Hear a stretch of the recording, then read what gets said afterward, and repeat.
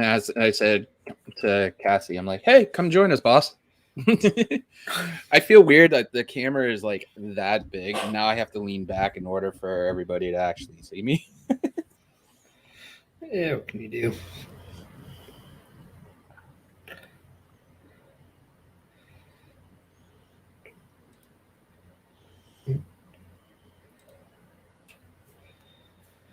Are we live right now? Because I don't see anything going on like normal. Yes, we are. Sorry about this. It's a little awkward. Live for the last 47 seconds. Yeah, I mean, it's one of those things. What's up, everybody? Guys? Welcome to the NXT post show. You got the one and only Throwback here with your boy, the one, the tag team champion himself, Parrish. What's up, bud? How you doing? This feels so weird because I'm so used to like a bigger setup now right here with this. So I'm like trying to fit in a box and it's kind of weird. There are so many inappropriate jokes I can make right now. Yeah, I'm just going to leave it at that. You're the king of inappropriate jokes right now as is anyway. So this I'm just going to go out and say this. I called this. I've said this. I called it. And everybody said, nah, you're going to keep it on Breaker. It's ridiculous. We'll go straight to the main event just because of the fact that it's fresh in our minds and everybody is still in shock. Were you like me? Very few people would say Breaker has a high ceiling, which he does. I'll give him that. He does, but his Monday Night Raw appearance to me showed me so many things that he has to work on still. But like you can just see the potential that he has, and I think that's very important. I think one look on Raw, I think Vince would already be like, okay, this guy's going to be up here post-Mania. I think with him, there's people now stating on Twitter saying that, oh, you know, he's going to take the belts off Roman, da-da-da. Roman ain't getting rid of those belts anytime soon. And the only person that I would ever take it off is all the way in Hollywood, and it ain't John Cena. Let's just leave it at that. You know what? I even disagree with The Rock. And I say this too because they I think for the longest time wanted to do Drew McIntyre before him and Roman. And I know this is an NXT thing, but also at the same time, if they were to bring up Imperium and put them on SmackDown, Imperium versus the Bloodline would be very interesting. And I'd have all the time in the world if a guy like Gunther was the guy that took it off Roman Reigns. It would be an interesting thing, too, because of the fact that the international aspect of it. You've got a Samoan family, a Samoan dynasty stating that, you know, they're the best of all wrestling. And then there's, I can't call him Gunther, I'm sorry, Walter, and him and Imperium are literally like, would be lights out. That's I'm not. Yeah, well, it would be with them. It would be lights out anyways to do so. So I mean, it's going to be a good thing. The opening but also match, after Mania, it's a unification title match, so he's going to go on Raw. Like if he's to beat Lesnar, I mean, you got to always say, okay, well, there's always Lesnar that could take it off him.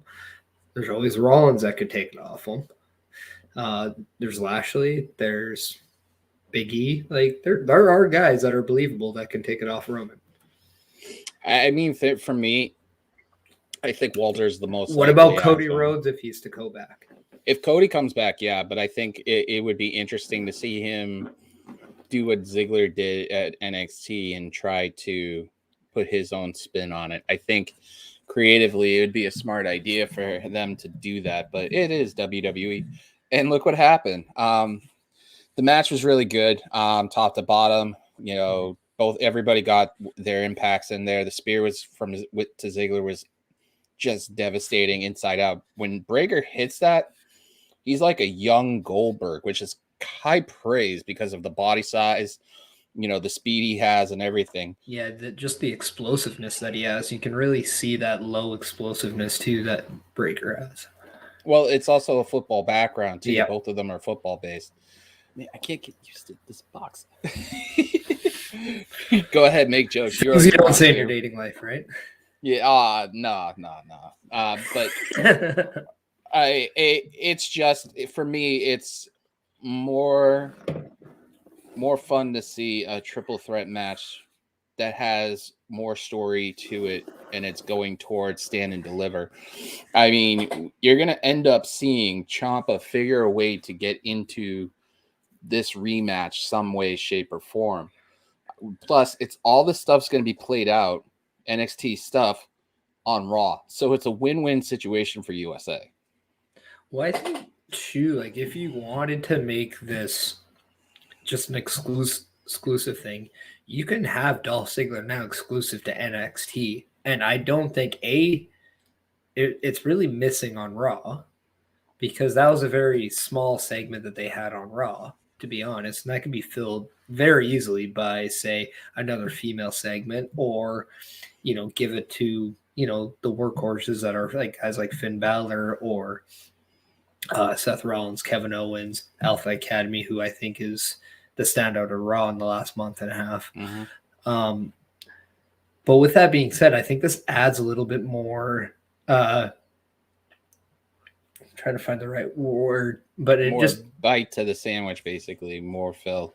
No, I think it gives NXT a little bit more. Okay, this like they had this change to the brand where it became the black and gold to the 2.0, to where it's like, okay, it's more of a developmental kind of a thing. But then now when you bring in the likes of Bobby Roode and Dolph Ziggler, it kind of gives you more of a, okay, I can kind of take this serious a little bit more. Like it gives it a little bit more strut, we'll say, when it walks into a room, just because guys like Ziggler and Bobby Roode just command that, okay, they are, main roster talents. They're not just coming out of the PC. So the fact that they're sprinkling what they know on, you kind of take it a little bit more serious because we know that these talents are actually just ahead. And it's the same thing when you saw AJ Styles in an NXT ring. You just took Grayson Waller a little bit more serious because it's AJ Styles. So like the perception of AJ or Grayson Waller, becomes a little bit more serious. It becomes a little bit more, I take him a little bit more, okay, this guy's got some, You pay okay, attention more yeah, to like you get a little everything. bit more eyes on him. And I think you're doing the same thing with Braun Breaker. I think Ciampa going on a Raw gives him that already. And I think that's going to be a mainstay. Now Braun Breaker has a true chance to shine, and he gets somebody like Dolph Ziggler, who I will say one of the best sellers in professional wrestling, to help him look that much better. I mean, Ziggler all on his own literally is insane. This guy has held almost every single title in WWE. I don't think he's held the United States title, if I'm wrong. Then No, somebody that was correct his me in the first chat. title when he was managed by Vicky. He was U.S. champion. He was world Oh yeah, heavyweight that's right. I champion. forgot. He's Sorry about never that. been WWE champion. Do you count Goldie as that at this point, or Nope, is that the that's old NXT. standard? No, that's what I mean. He's the world The heavyweight big gold champion. belt. That's like, to me, the world heavyweight champion and the WWE championship. It's the same as like the Universal WWE. They were just two different titles. So he was the world heavyweight champion, never the WWE champion. It's like saying John Cena is a 16-time WWE champion. I mean, it's wrong, but he's a 16-time champion because a lot of his reigns were world heavyweight champion too, right? I Yeah, a mean, good chunk it's of it. semantics, but like it is what it is. I still think if you take those two main titles on the main roster, he's held pretty much every single title Yeah. known to man on that. And it's good for him because of the fact that look how hard he's worked at all this. It's ridiculously like how good this guy is and how much he hasn't been used other than tag teams, and now this is for him to shine as a single run. This, like I was saying about the match, everybody got their finish, pretty much their finish. And that combination, the famouser into the zigzag, was awesome. Tommaso popped that and hit that on the right spot, and that hit the nose on the button for our 2 count. Breaker with the spine with the spear making Ziggler go inside out. Ziggler's selling his ass off completely top to bottom. And then, Rude comes out and intervenes. Fairy Tale Ending was used. everything pretty much everybody got a bits and pieces of it, and the story now is going to go towards Stand and Deliver in a couple of weeks. Yeah, and I think too, like if you were to make this either a 4-way, which I wouldn't like, I think you give Breaker that one-on-one rematch with Ziggler. I think then you put Ciampa against Bobby Roode on Stand and Deliver, and right now you have 2 solid matches, like headlining that. Yeah, and I do too, but I also think that, and I'm the one going on a limb. I was one of the very few in the minority saying that Ziggler is going to win the NXT title, and everybody's like, no. But this is like my Otis run when I said Otis is going to win the whole freaking Money in the Bank thing, but I'm not going to go grandstanding as much. It was stupid though how they played that out. But for me, the way I'm seeing everything, if I had to look at how Stand Deliver is going to set up, you're right. It's going to be Rude and Ciampa, and then you're going to get Breaker, and you get Ziggler. But I think they're going to want to pay attention more so to that 6-man ladder match for the NXT North American Championship. Yep. But I honestly think that will probably be like almost near the top of the card when they set that up. I honestly believe, and this is my heart of hearts, that Vince and the gang at NXT are going to find a way to, because Ziggler's on the main roster, this is an NXT title. The last time we had an NXT title on a Mania card was Rhea Ripley and Charlotte. Right. With 2 nights on this card, and this is an NXT post show, by the way. We're just stating what could be in some. Well, they've already announced Stand and Deliver will happen on the Saturday before night 1 of Mania. I'm thinking that whoever comes out of Stand and Deliver, let's say Ziggler comes out of Stand and Deliver, that the NXT title will be on night 2 of WrestleMania. Not as like, oh my God, the grand card, but it's going to be probably one of those low end first or second, third kind of round matches where it's a possibility. I'm not going to say a prediction or a spoiler. I'm not Paul Heyman, but it's a possibility that WWE pulls that trigger and puts the NXT title, the same title Finn Balor held, stating in interviews that he would love to wrestle with the NXT title on WrestleMania, by the way. That if they do this, it will showcase Breaker. Let's say Ziggler comes out and it's Breaker through a DQ, and Ziggler comes out, doing a promo because how that rain delay happened. Like some way, shape, or form, they set this up, and Breaker gets his WrestleMania moment with the NXT Championship, winning it back. That would be a huge moment for him being young. You have one of the best performers in his generation, I think, at times with Ziggler, and putting him on a bigger stage than the NXT crowd, especially in Dallas. Night 2, the same night you're crowning you're basically getting rid of the brand split. You're basically getting rid of the brand split. And you're merging both titles into one. It basically will give a nod, and you could have it like Roman looking over his shoulder with Breaker in the shadows kind of thing. A lot of people think that it's not going to happen. I honestly believe it is. After tonight, I definitely believe it's going to happen, because why wouldn't you have Ziggler have not the belt going into Stand and Deliver, and then WrestleMania is that night, and the next night you still have some matches you haven't filled out yet?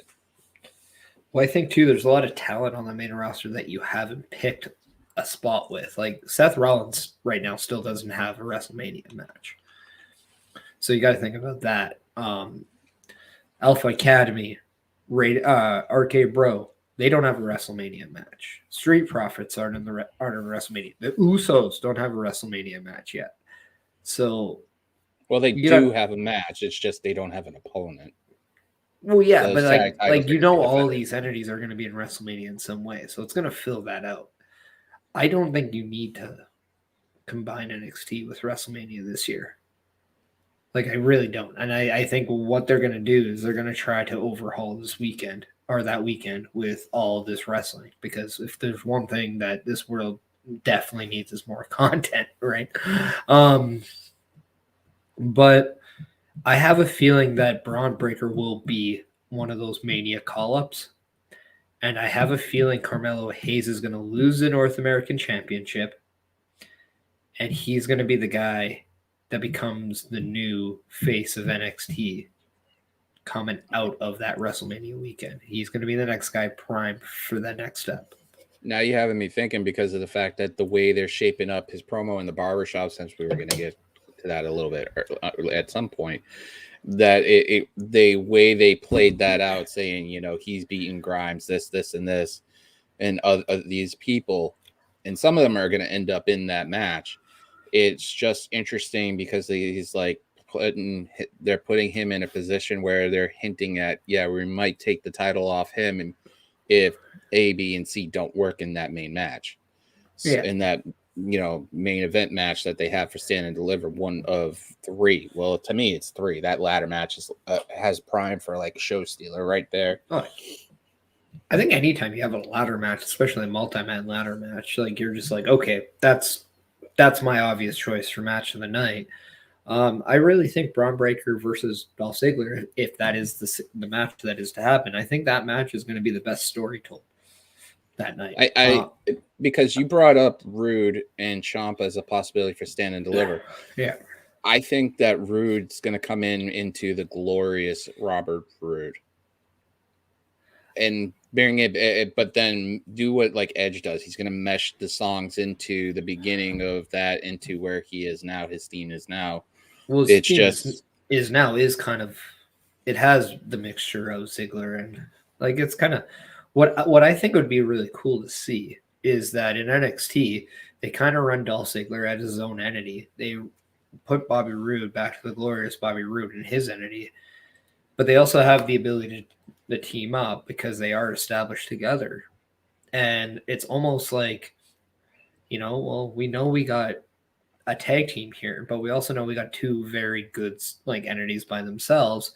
So let's use that to help kind of solidify the show a little bit more. Let's help that to elevate these guys more, because I think that's the next logical step in NXT 2.0 is getting them more experienced workers to work with, so that if they were to jump up to the main roster, they don't look out of place. They look like they belong. And I think that's kind of one of the things that is very important, because I don't know about you, but I still see Ciampa with room to grow when he's on the main roster. He still doesn't look completely polished on the roster. Wow. And I say that because I think there's a different style when you're on Raw and SmackDown than is NXT.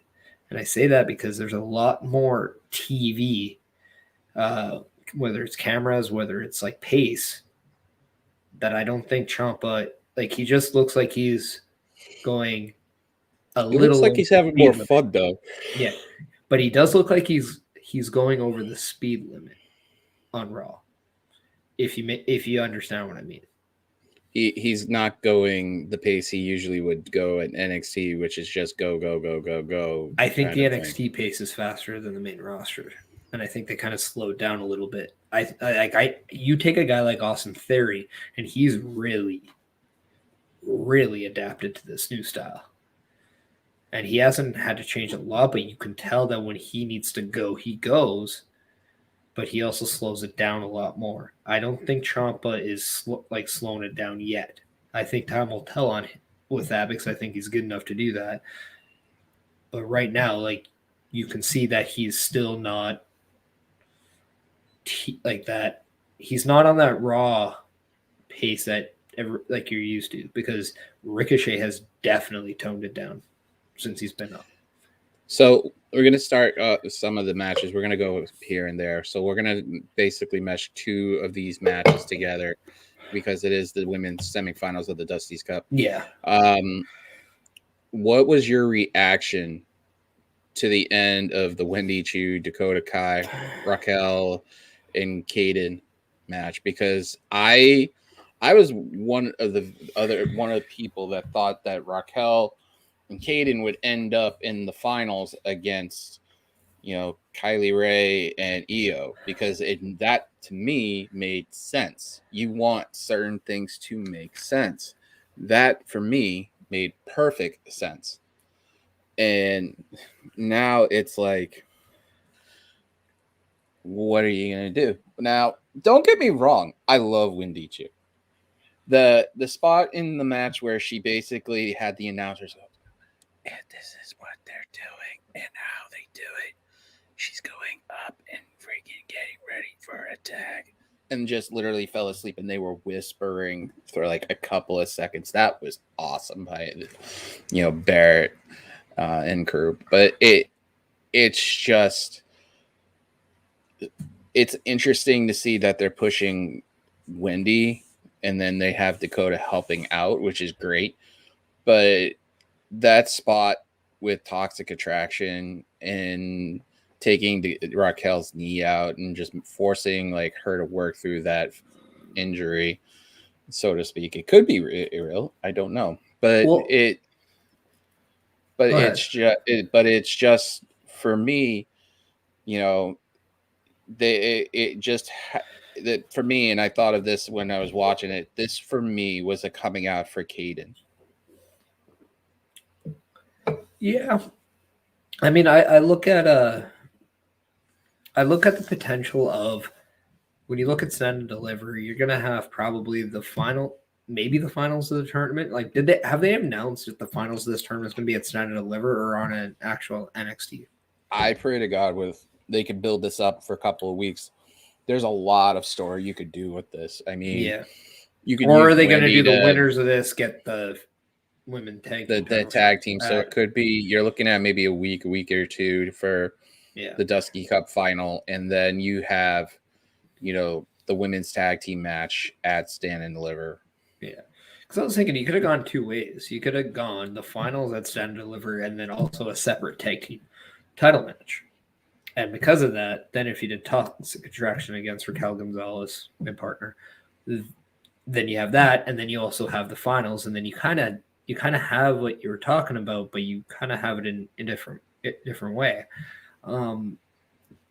But I also think too, like, NXT is going to need its content, and I think eventually you might get both on one of those, like just a regular show instead of Stand and Deliver, and then get the winners of the tournament facing Toxic Attraction. I think right now, and I think they're just doing a poor job of making those titles meaningful.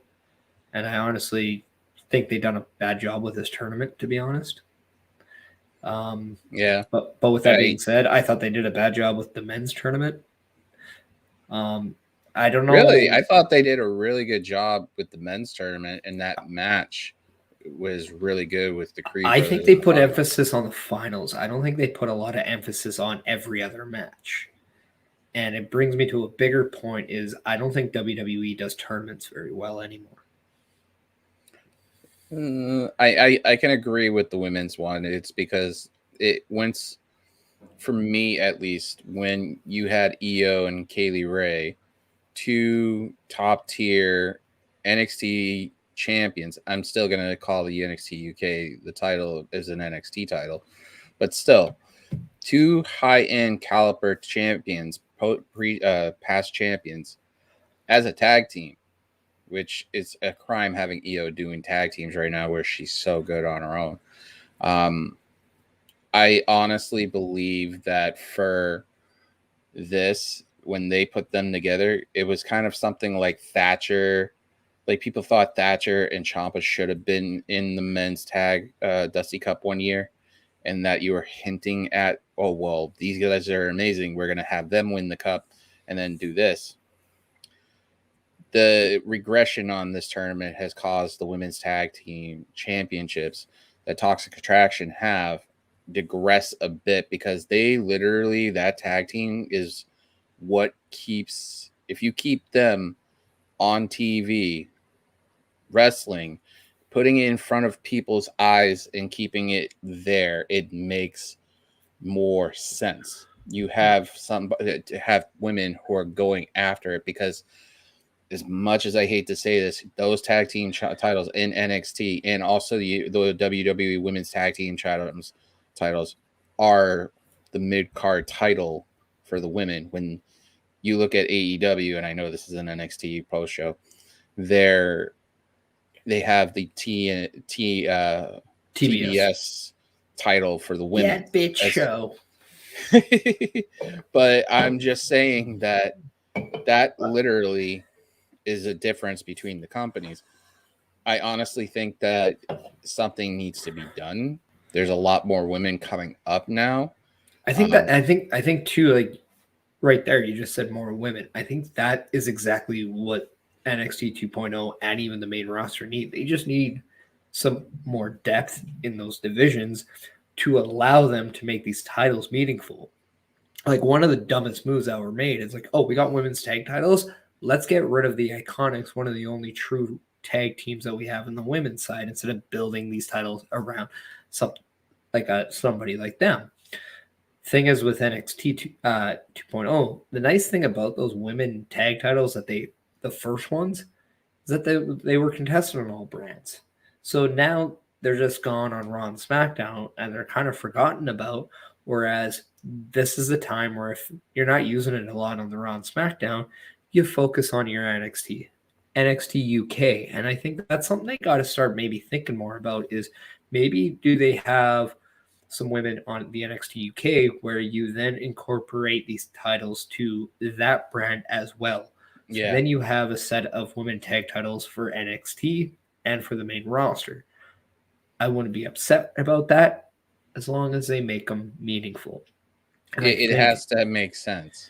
This is why I think maybe when we saw like people like Sarah Logan come back at the Rumble, well, and then we look at Tegan Knox, who hasn't done or gone anywhere since they've been let go. I think once we see kind of everything go back to normal, we might see these talents back, and it might help strengthen this division. Because at some point, didn't you always want to see Dakota Kai and Tegan Knox go for a tag title? Yeah.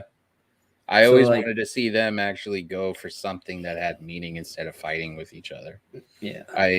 And it's interesting because you have a really good tag team right now in Toxic Attraction. And I think they're becoming a little stale, don't you?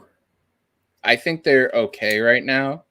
I just think the problem is that they're not being utilized. Like tonight was the first time since they defended the titles they were interfered in a match, or they took part in some part of a match or anything like that. Or and that made people, who are those? I want to see them if they're the casual and this is the first time they're watching NXT. The problem with that is people like me who watch this weekly and know that, you're like, why don't you just use your champions and let them perform to the highest capability and stuff? They interfered in this match, and commentary basically stated that because they were a fear of Raquel Gonzalez. If they were in that final, it wouldn't have probably mattered because it would have came down to the lesser of two evils kind of idea. But it's WWE running the whole thing in the background. I'm happy how that we have more Wendy Chu going into the finals with Dakota. It's going to be a very interesting final match. I'll just leave it at that. But doesn't she kind of remind you like when we saw Santino Marella go to the finals against Del Rio in that Royal Rumble, and you kind of had a feeling like they're not actually going to go with Santino. But then at the same time, you're just like, okay, Del Rio's the easy choice.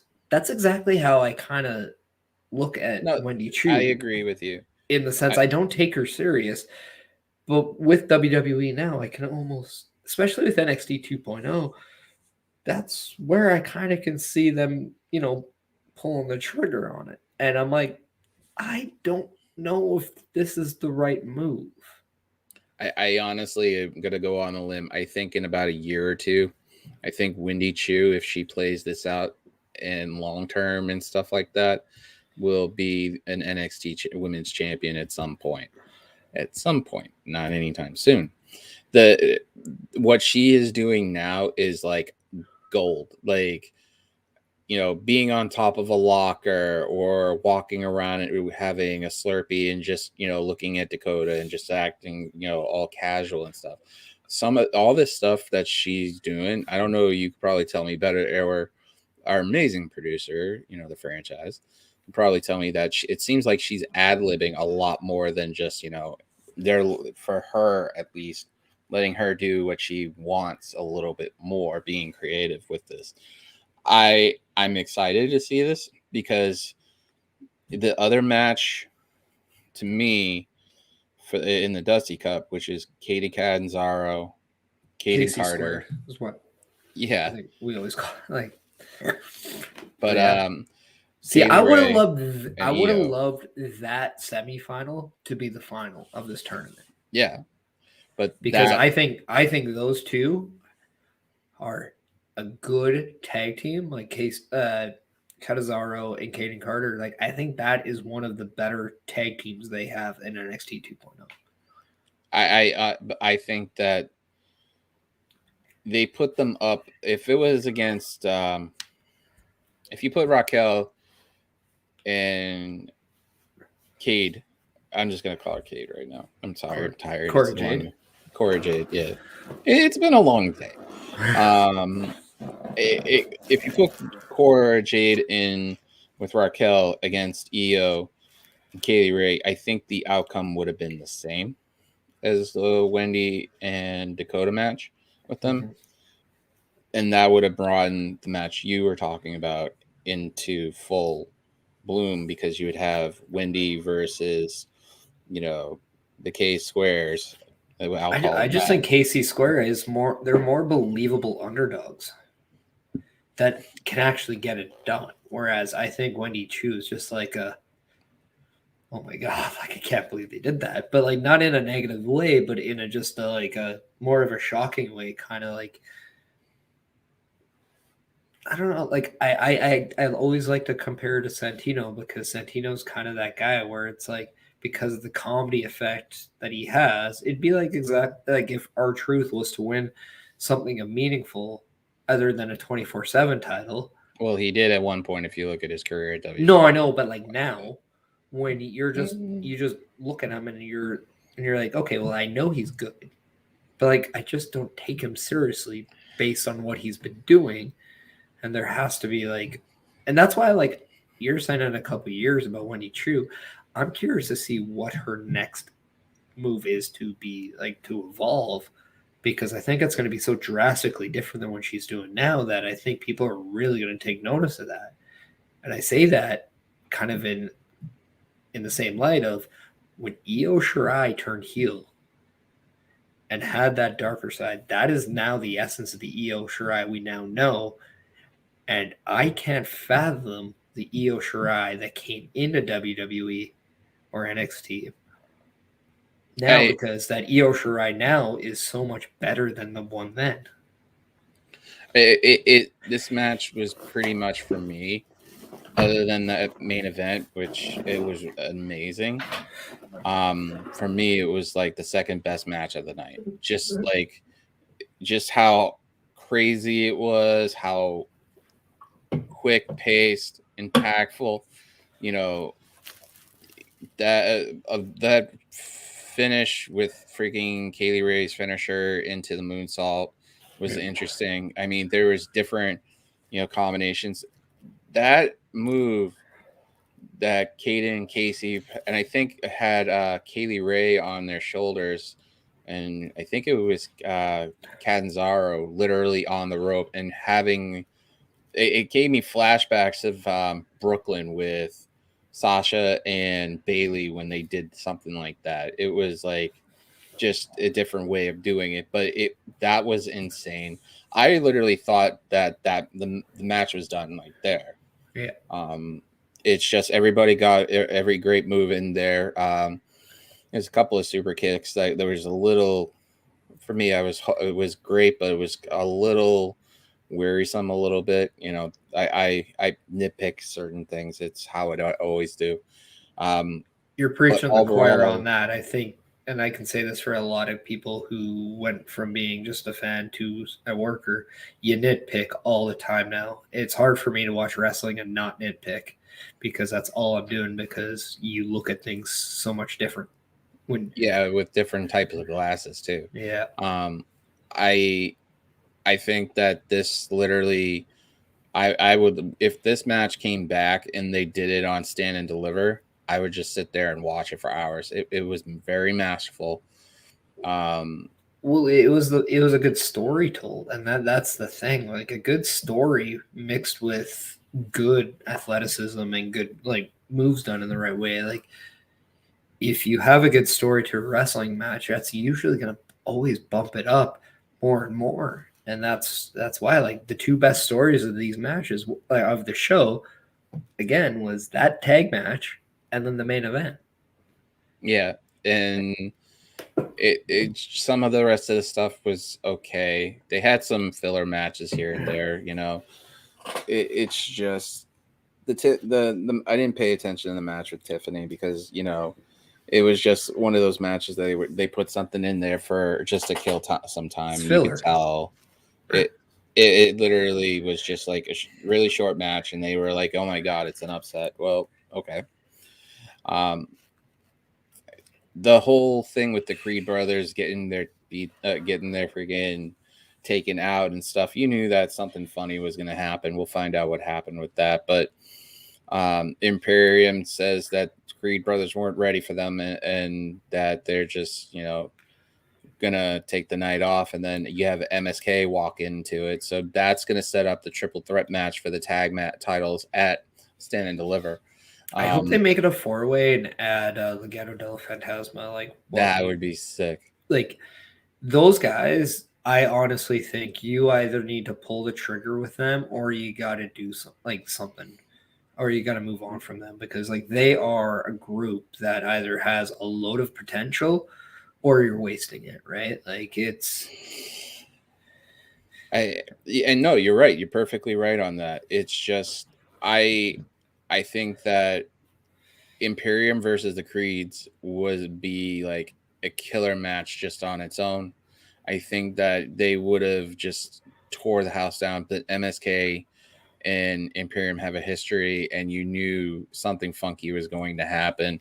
The match was really good, and then just the Creed brothers came out and just killed the momentum of the match for me. I was like, wow, this is going to be great. And then watching it and just sitting back and taking it in.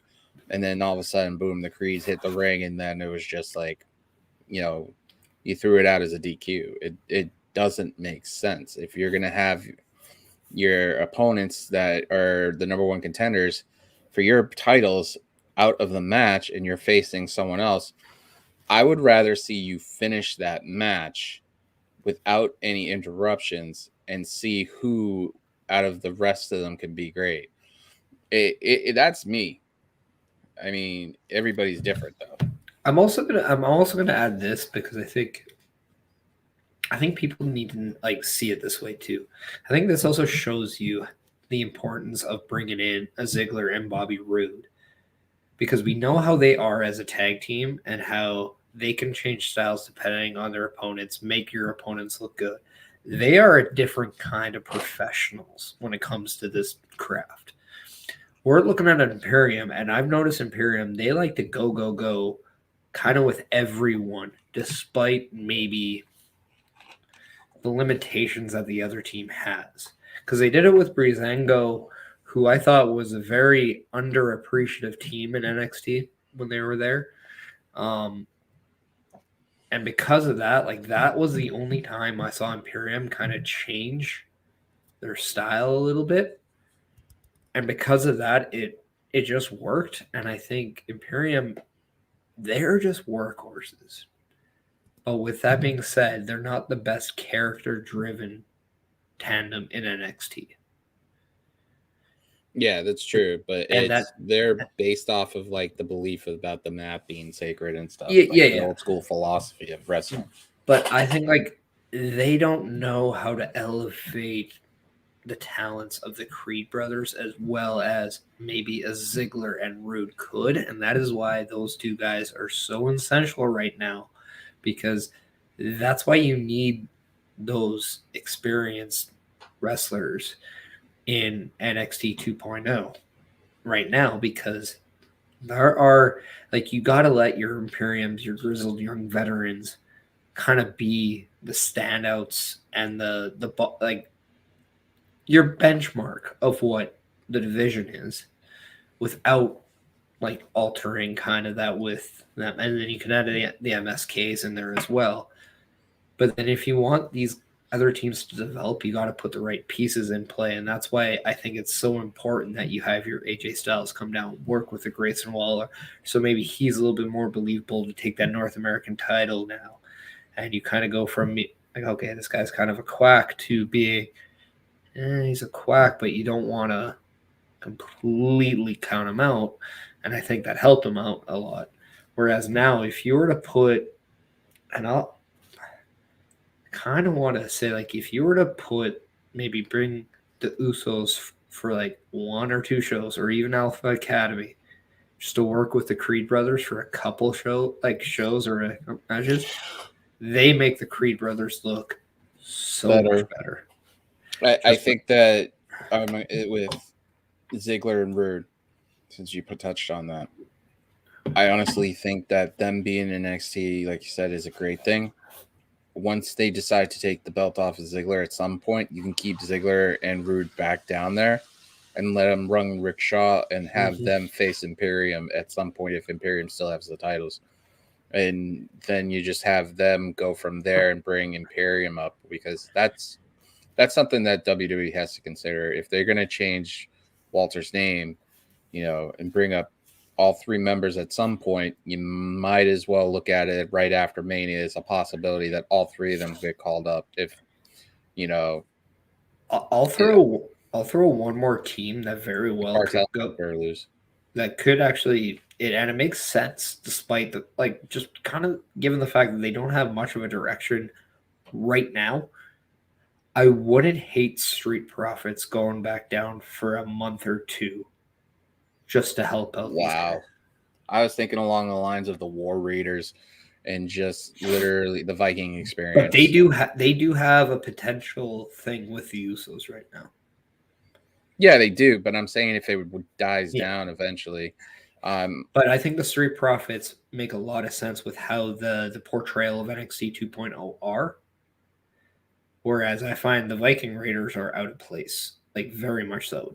And then that's kind of another thing. I find Imperium is very out of place in this spray painted, all this color and like all this graffiti, like, like just the perception of NXT 2.0. And then you look at what Imperium is, they really do look a little out of place in NXT 2.0. They're more suited at a different pace, a different style. So it's very weird at times, because you look at Imperium, like you said, they want to go, go, go, go. Sorry, I gotta shut something. But they feel like they're like a big fish in a small pond kind of idea. Like they belong, but they kind of don't.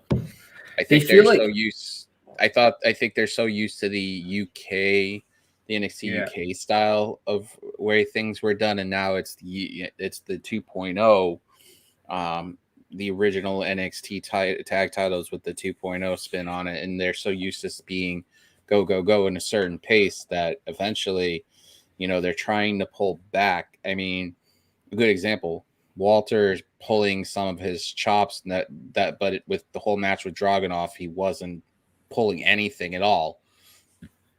It's interesting to see.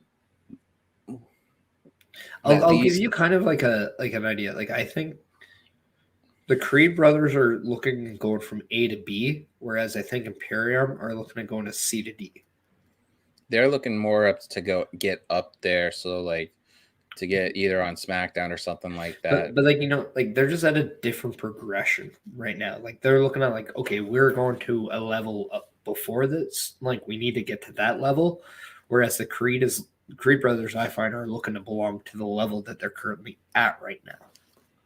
Agree. And I think it's going to get better with them. I think the long-term progression in WWE for tag team, as much as Vince doesn't like them, I think with the way you have Imperium, the Creeds, MSK, you're going to have Ziggler and Rude down there. You know, the amount of you have, you know, the team that looks like they're Brooks and Dunn or something like that. You know what I'm talking about, right? Yeah. I gotta write names down and stuff. I'm bad with names. I've always been. I'll even throw one more tag team out there that could actually do a lot, and I think it would give a lot of eyes to NXT 2.0. But we mentioned NXT or MSK, sorry. They did a thing with Riddle, and we're like, okay, this kind of was a little cool because there's that interaction with the main roster. What if we saw like MSK or Imperium go up against RK Bro? Yeah. And you had Randy Orton helping out some of these guys. No, that would make sense. But I'm saying, like, in this current tag team generation that they have in NXT, the candle for NXT for tag team wrestling is bright. You had the two you had a bunch of really good tag team wrestlers in this tournament. You know, the Grizzly Young Veterans were in it and stuff like that. And now to see these guys not being used as much, but the bulk of the talent that they have, if they move some up to the main roster, it gives credence to the tag titles because there's actually legit tag teams on these. Yeah. And so seeing this triple threat, I hate to say this, but I think they turned, and a lot of people wanted this, they turned MSK heel in order to make the Creeds look better. And they'll reveal that it's MSK that did the dirty work to take them out, which makes certain people happy. I mean, like the franchise says, there is gang warfare going on in NXT right now. It's going to be fun to see how they do it, and I would love to see like a wrench in this match, like some stipulation or something crazy that makes it more interesting, like Malcolm Bivens on a freaking pole or Walter not allowed being near the ring or something like that. I don't know. It is, these matches are now setting up for Stand and Deliver are going to be very interesting, which it's going to be a 12 o'clock match on night one of WrestleMania. Well, 12 o'clock Eastern time.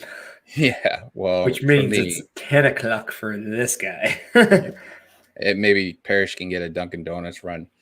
Anyways, we don't have Dunkin' Donuts where I live. We have Tim Hortons. I should send you some Dunks. I mean, I've had them. I've been to the States. I eat all your junk food. Yeah, you eat junk food. You guys kill us in the junk food department.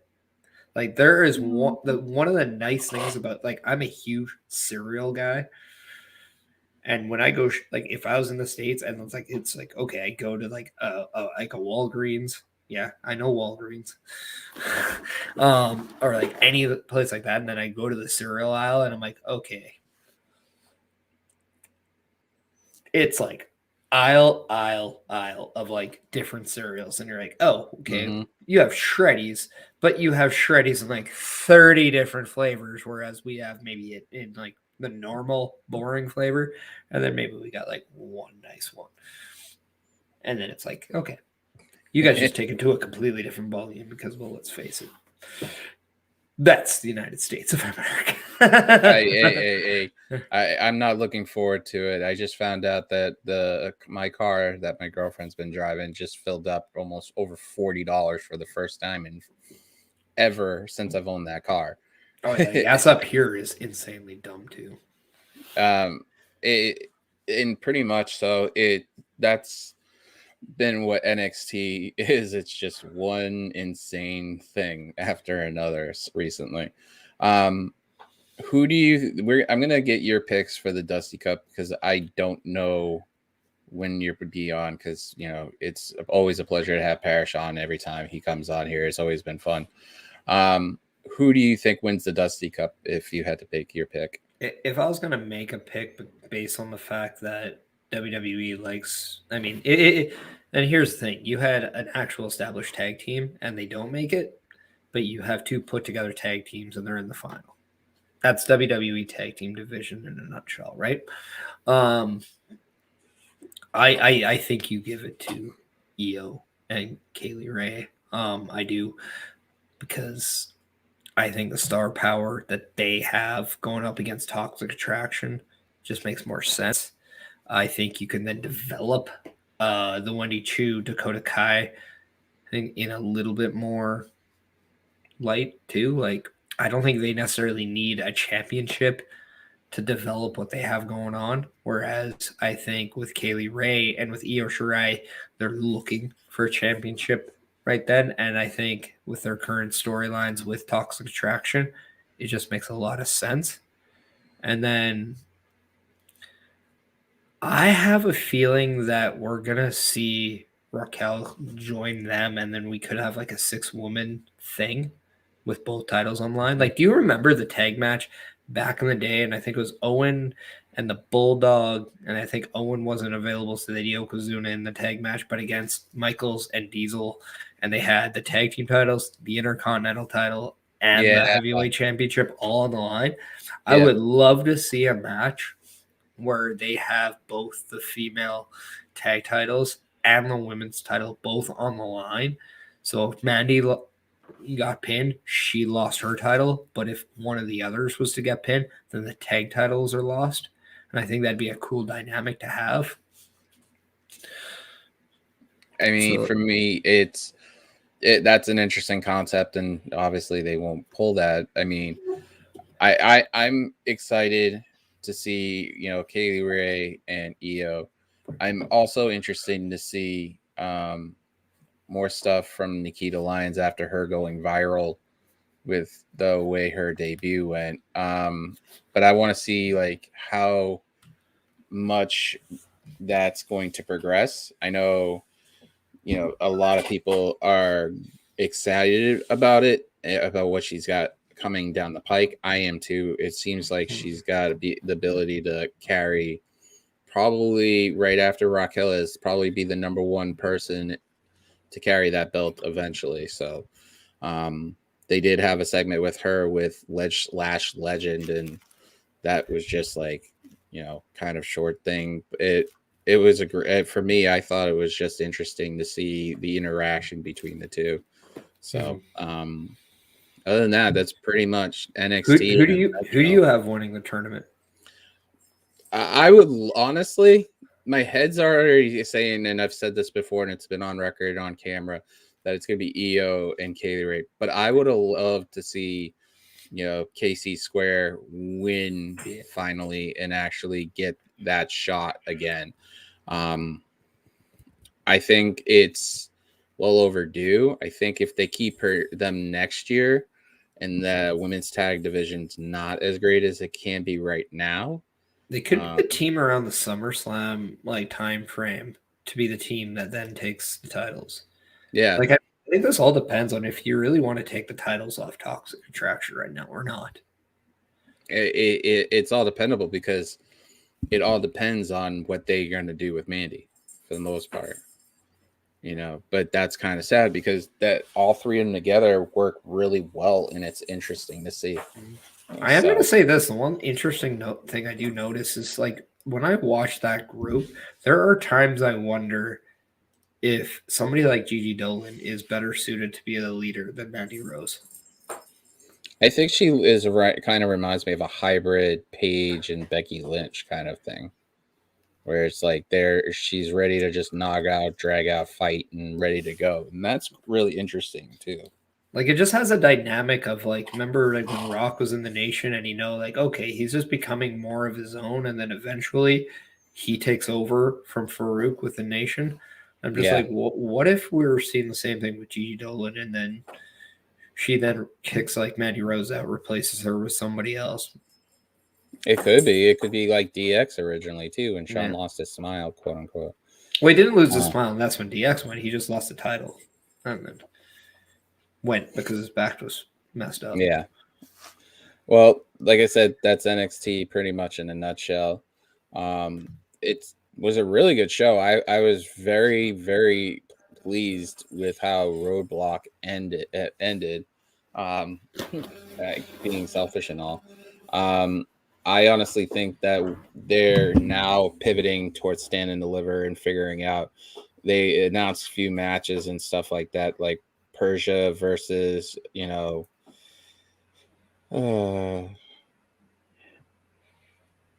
it's just why are you gonna We didn't talk fight about the last man standing match though. That is true.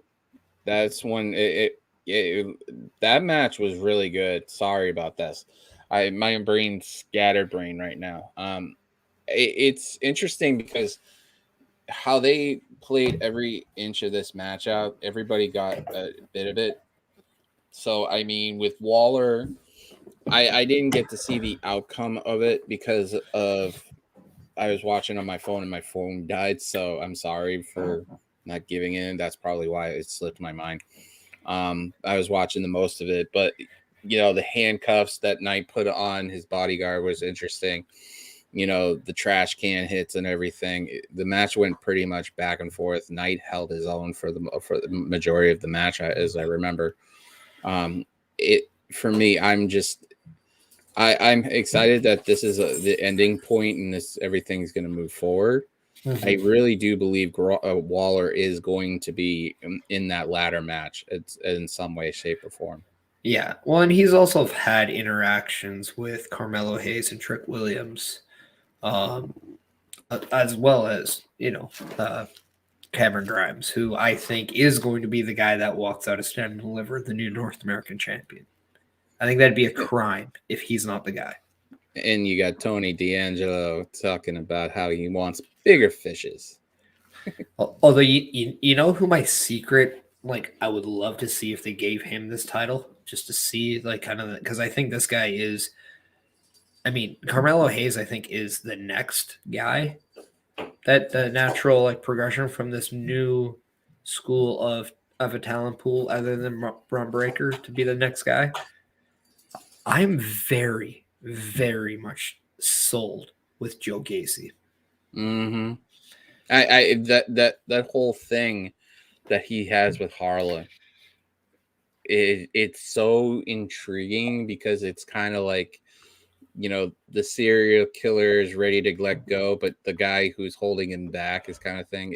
That is the most interesting thing that I've seen in a little bit. It's a little different take if you had to look It's at kind of like a Jekyll and Hyde scenario meets with like the old school Bray Wyatt, and like when Bray Wyatt has the monster that he holds back, like kind of like, remember when he's always holding back Luke Harper or Rowan or even Strowman?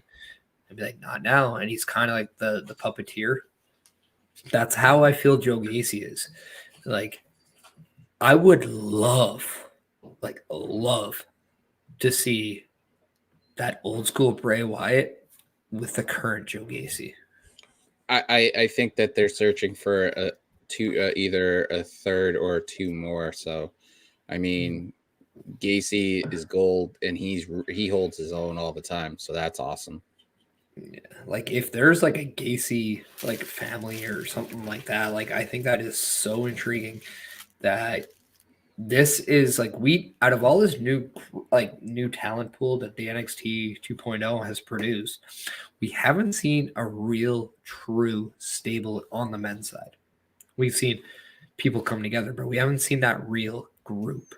The only real group we've seen on the 2.0 side is Toxic Attraction, and that's still like a work in progress also. And that's not a purebred NXT 2.0 group when you kind of think about it, right? Like, so, and that's kind of where I'm kind of at. Like, I think this is the new progression now with like NXT 2.0. You're looking at kind of how these main guys, and I think it was very clear right away that, and we talked, like, there was those talk like back in the brand split, there was a SmackDown 6, but I think you can have the 2.0 6.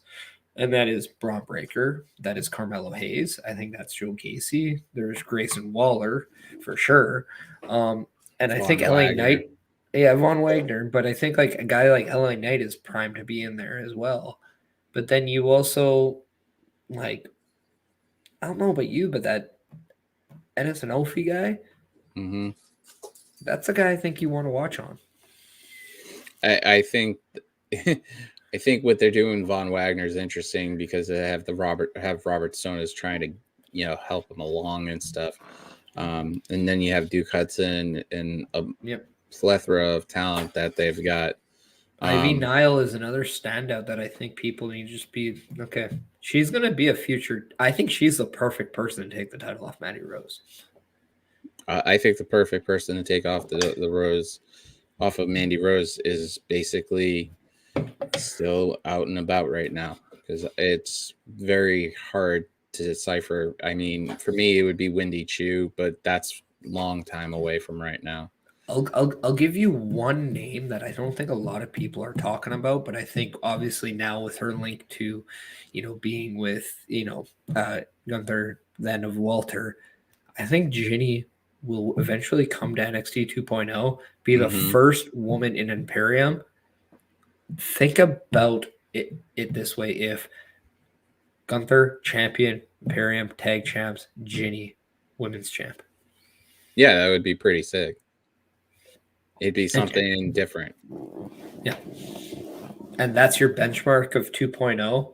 I think that'd be really cool, especially if you then had Gacy, Harlan, maybe bring in a female, bring in interesting dynamic. So, or you have somebody like Trick Williams, you have Carmelo Hayes, maybe that Inofi tag team, maybe they pair up. Mm-hmm.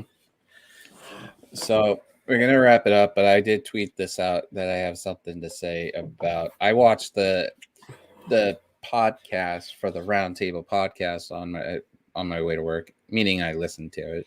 Yeah, and the producer we have, the franchise, put out a challenge for WrestleMania and stuff with Chemical Julian and Shane Husky, which all three guys are really great guys, and I appreciate everything they do, and I've appreciated Bodyslam for actually letting me be a part of all this.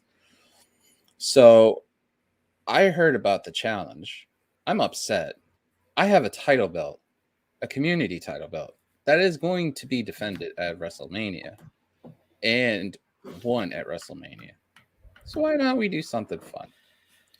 Why not we have Bodyslam do a live stream?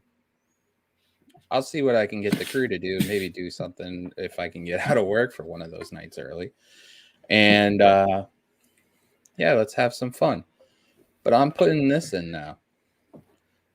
The winner of WrestleMania, right? For the Roundtable podcast title. Don't care if it's Shane. Don't care if it's Julian. I don't care if it's my buddy BB. I don't care if it's Santa Claus. I don't care if it's the Easter Bunny, because Wicked Crazy Pinfalls is going to get that title. And literally, I'm going to say this right now. I declare war on the Roundtable podcast for that title. I will get that title. I want that title. I'll say this. WCP, I mean, you might think it stands for Wicked Crazy Pinfalls. I just say it's winner Chris Parrish. I've seen people do hashtags about this stuff. I have, and I'm going to say this much. Shane, BB, Julian, come on Thursday. See what I have to say about that huge announcement. All right, guys. We're going to be wrapping it up for NXT tonight. I want to thank the Parrish. You want to hear something funny, though? Yeah. So, when I was in Love Wrestling, there was a beef about, who does AEW, right? I was not known as an AEW guy. I went 12 for 12 on predicting Revolution. Damn. Not bad for a guy who wasn't considered an AEW guy, eh? Let's just say this much. This announcement for the Wicked Crazy Pinfall Championship is going to rock because the tournament has disbanded, but the title's still there. This announcement is going to rock the whole tournament bracket to its core. I know the tournament's technically still on, but technically not because I haven't been setting stuff up. But watch what I got planned. It's going to be amazing. All right, so producer, we're gonna be getting out of here. I know you're probably busy and stuff, but thank you guys. Just have a good night. Do a good deed. Pay it forward. You know, hopefully he's there and he listens and he's with us. Baby, this is like dead air, man. It's like we're leaving hanging. We're like trying to tell him, hey, dude. Well, I mean, like, if he's trying to see if we're uncomfortable, just understand, brother, that I'm also a pro wrestler and I know how to fill the dead air. For Dead me, time. we could talk about Dead- anything else. It's just I know we have time and stuff like that.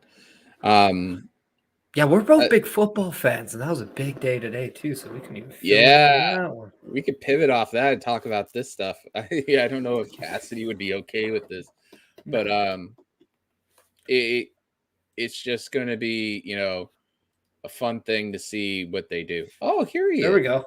Say, there we go. Now Loading. I got a stick in between my face, but we're good. Loading. Yeah.